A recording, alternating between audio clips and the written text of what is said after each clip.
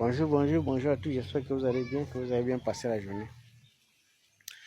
Bon, moi, j'étais à la maison et puis j'ai commencé à m'interroger.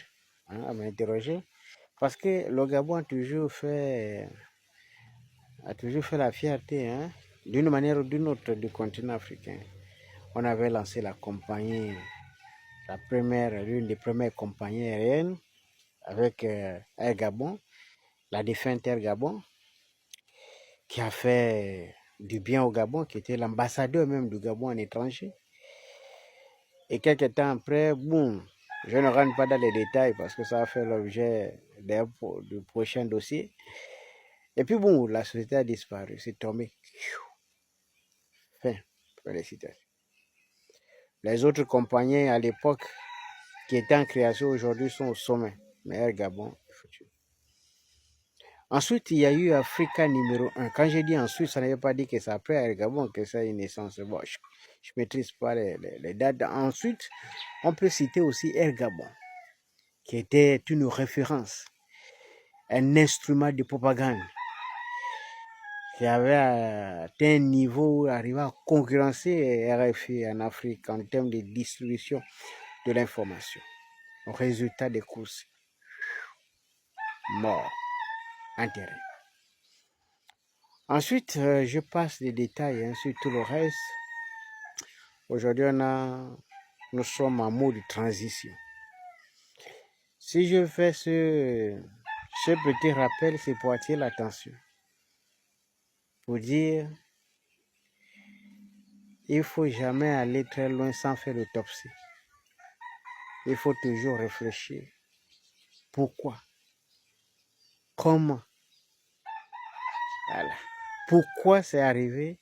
Et comment faire pour ne plus commettre les mêmes erreurs? Tant que vous n'avez pas résolu ce problème, vous ne pouvez pas vous en sortir. Impossible. Et c'est difficile. Parce que le recrutement clanique, familial, le copinage, ça ne peut pas faire décoller les nations. Pour faire décoller les nations, il faut mettre au centre la nation. Et mettre au centre la nation, c'est penser d'abord au plus grand nombre. Penser au plus grand nombre, c'est prendre des initiatives qui sont au service ou au bénéfice du plus grand nombre. C'est-à-dire que ce que vous devez arrêter comme décision doit avoir un impact direct sur l'ensemble de la population. C'est ça qu'on appelle la force publique, c'est ce qu'on appelle la vision nationale. Mais lorsque vous vous focalisez sur le fonctionnement des institutions, lorsque vous revoyez le fonctionnement des institutions et les budgets injectés pour le fonctionnement de ces institutions, vous vous posez donc deux questions.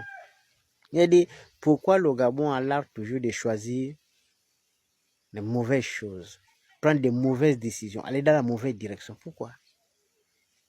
Pourquoi on ne peut pas faire pour une fois quelque chose qui ne se passe pas ailleurs? La politique, c'est pas on n'est pas obligé de copier chez les autres ce qui n'a pas fonctionné, ce qui ne fonctionne pas. On peut initier des choses. Nous sommes suffisamment intelligents pour fonctionner différemment. Pourquoi on va conserver une institution qui va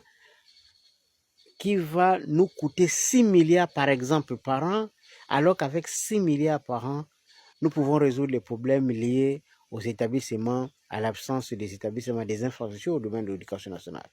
Pourquoi on va faire fonctionner des institutions qui n'ont pas d'impact direct sur le plan social avec un budget de 4-5 milliards alors qu'on peut injecter cet argent dans le domaine de la santé en construisant davantage des centres de santé un peu partout? Pourquoi? Pourquoi nous allons établir des salaires des ministres et des autres personnalités de la présidence de la République autres à un sommet très élevé, alors qu'en réduisant le train de vie, nous pouvons réinjecter cet argent dans le social? Or, le social a un lien direct avec l'économie. Parce que plus on augmente les revenus des populations, les populations vont augmenter la consommation. Si les populations augmentent la consommation, ça va augmenter automatiquement la croissance, et surtout que le Gabon ne maîtrise pas son économie. Et donc, voyez-vous, à partir du moment où vous ne maîtrisez pas ces mécanismes, vous n'arrivez pas à prendre du temps pour comprendre et surtout pour insister pour que ce genre de choses soient respectées, vous ne pouvez pas bâtir un pays parce que un individu dans une famille, même s'il est riche, il ne règle pas les problèmes de toute la famille. La seule façon, et ça c'est le rôle de la politique, c'est de s'assurer que tous les habitants puissent avoir le minimum qu'il faut pour vivre. Et quand on veut le minimum, ça veut dire que vous allez prendre la décision. Ramener la clame JS à 100% de prise en charge pour les Gabonais, ramener la gratuité de la scolarité du début jusqu'au supérieur. Je pense qu'il y a des décisions qui peuvent contribuer de façon significative et rapide au changement de vie. Et vous allez évidemment là conserver les hommes beaucoup plus longtemps possible. Parce que si les hommes meurent vite, c'est parce qu'ils sont confrontés à beaucoup de difficultés. Mais comme la responsabilité du fonctionnement du foyer encombre les hommes, c'est pour cette raison qu'ils meurent vite. Régler le problème, accompagner les hommes,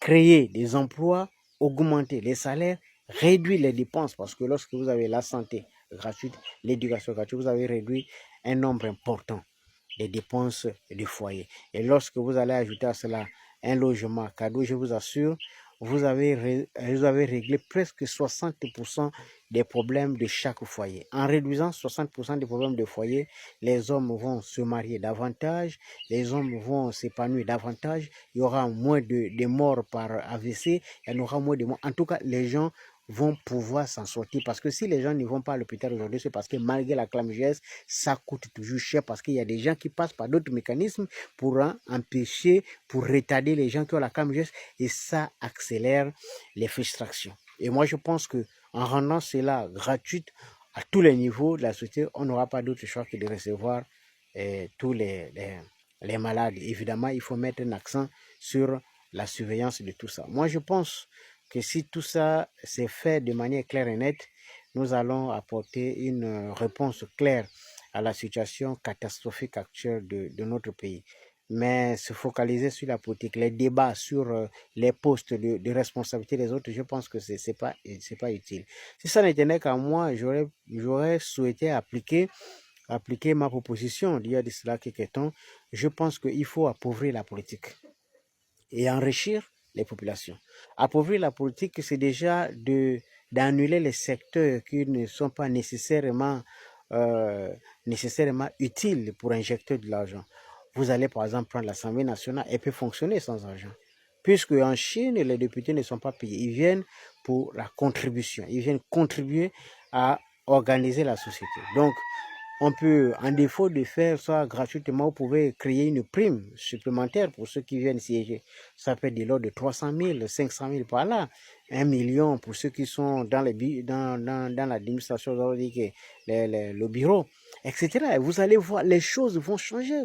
Parce que quelqu'un qui va apprendre qu'il a une prime de 300 000 la santé et de 300 000 quand il est député, alors qu'un médecin a 2,5 millions ou 2 millions par mois et qu'un professeur de collège a peut-être 800 000 et qu'un professeur de lycée a 1,2 million, etc. Bref, tout va dépendre. Je pense que nous allons booster plusieurs secteurs et nous allons amener les gens à s'investir dans plusieurs autres domaines. Ceux qui veulent s'enrichir, ils vont aller faire des affaires parce que c'est pas la politique qu'on s'enrichit. Quand vous amenez l'argent chez les politiciens, vous avez mis le pays en danger parce que le politicien aura à la fois et l'argent et le pouvoir.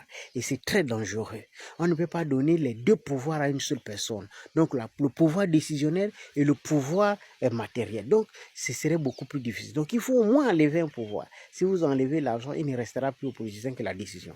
Et si vous enlevez l'argent chez tous ceux qui décident, vous avez amené la crédibilité et vous n'avez même pas besoin de vous fatiguer parce que je vous assure, le pays va de moins en moins corrompu. Parce que quelqu'un qui n'a pas l'argent et l'autre a l'argent, eh bien, vous savez, ils ne vont pas s'entendre pendant longtemps parce que ils vont mutuellement se trahir. En attendant, ça, peut-être que ce n'est pas la solution, mais on peut quand même essayer.